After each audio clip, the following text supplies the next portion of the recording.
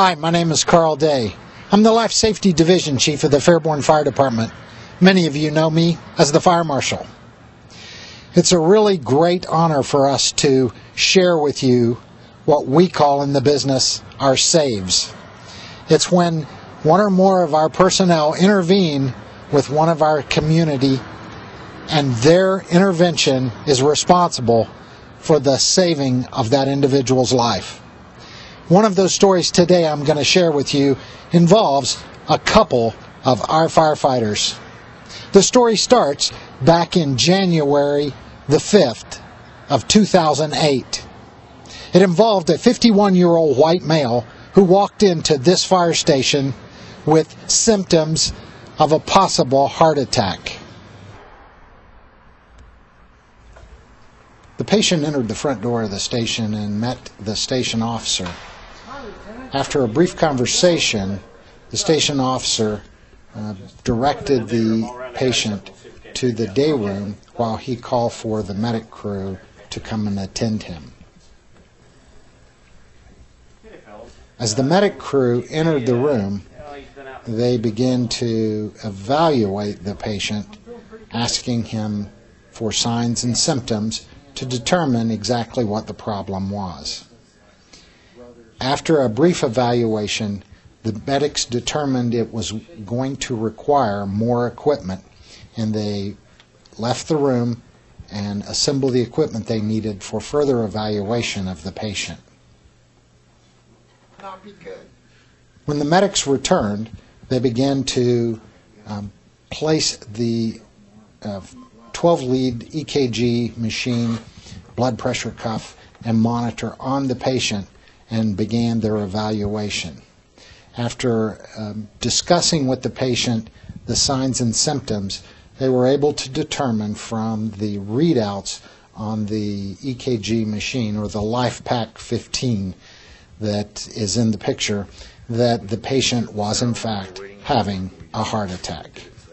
They asked the patient what choice of hospital he wanted to go to, and then they proceeded to contact the rest of the crew. And this is why you often see multiple pieces of equipment at a residential house on a medic run. That additional personnel is needed to bring in and assist the paramedics in taking care of the patient and also getting them out of the house safely and efficiently. As you see, the medics place the patient on the cot and proceed through the station and into the bay, where they load the patient into the medic.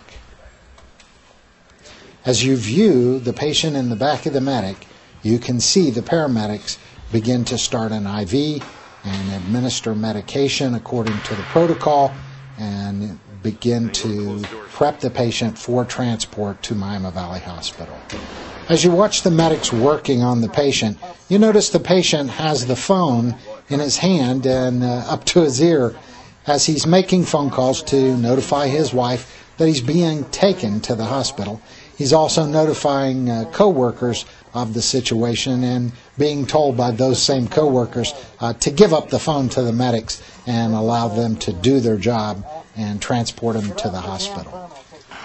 When the patient arrived at the hospital, the emergency room physician and the team at the hospital ran an additional EKG and advised the medic crew and the patient that it did not appear at that time that they were having a heart attack.